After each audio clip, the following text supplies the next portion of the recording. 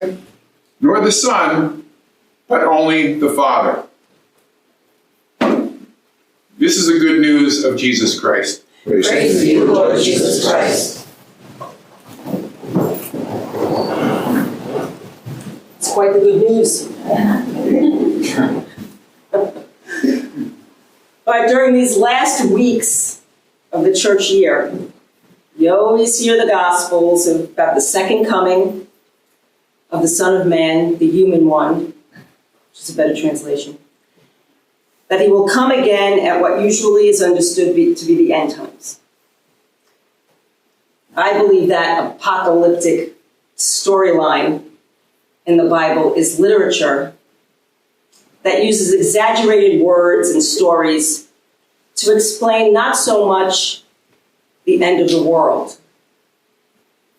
but the end of our worlds. Everything in our lives is temporary.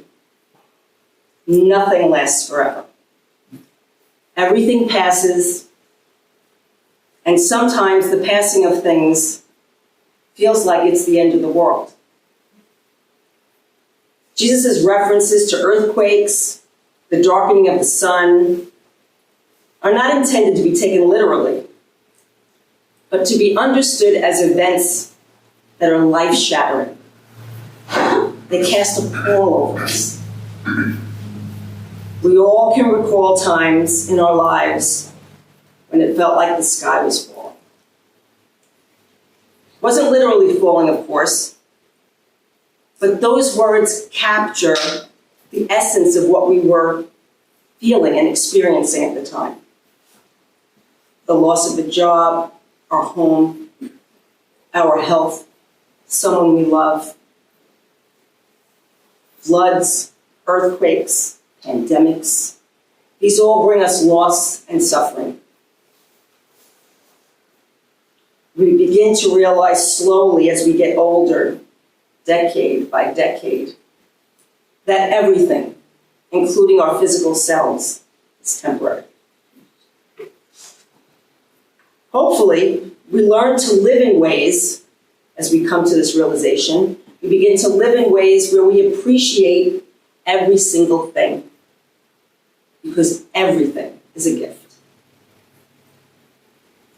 If we're not on cruise control, we learn to appreciate every sunset, every blade of grass, the people we love, and with whom we share the moments of our lives, the simple and the great moments of our lives.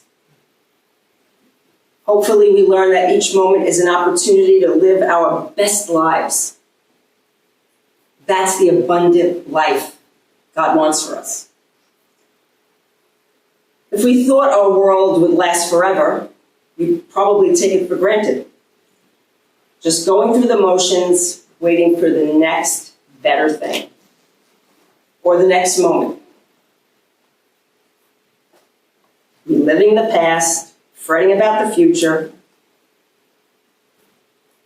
But that's not what God intended. He asks us to live in the awareness that this life is what we make of it. In this present moment, this is as good as it gets. And the next moment never comes.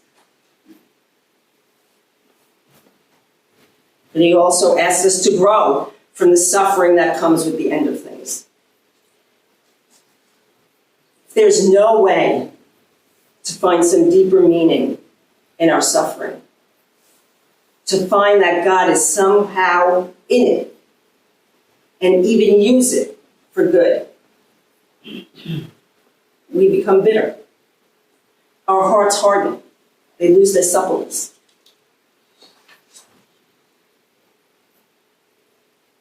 It is in these moments when we can look for God's grace. It may be hard to recognize it. We'll call it dark grace. Most of us have only been taught about light and pretty grace. So it's easy to miss the opportunities to encounter God in our deepest selves in the worst moments. In the words of Richard Rohr, my Franciscan brother, If we don't learn to transform our pain, we surely transmit it. And transformation often happens not when something new begins, but when something old ends. We are forced to go to a new place because the old one is crumbling. Mystics call these events darkness, chaos, emptiness. But whatever you call it, it doesn't feel good and it doesn't feel like God. It feels like the end of the world. So the change happens whether we like it or not. But transformation requires letting go, living in that dark space for a while, and then allowing ourselves to be spit up on a new shore, like Jonah from the belly of the whale. It is then we find the grace and the wisdom to allow the pain to carry us to a new dimension, to a fuller and more abundant life. Like the wealthy and privileged John Bernardone, whose depression and imprisonment ultimately led him to become Francis of Assisi. Or Matt Talbot, an alcoholic, who became a model of piety, perseverance, and compassion. Also a Franciscan, by the way. Or the parents of children who have died from cancer, who set up hospices and centers to minister to those who were sick. Or simply those who have known profound loss, but whose lives deepened and whose charity expanded. These people, or those people, learned more from their crosses than they learned from their crowns. So the important message today, in the gospel today, is that we need to be aware of this passing world, to appreciate every moment, every day. So be sure to be here now, not somewhere else. If our minds and our hearts are elsewhere, nothing ever really happens that matters or lasts.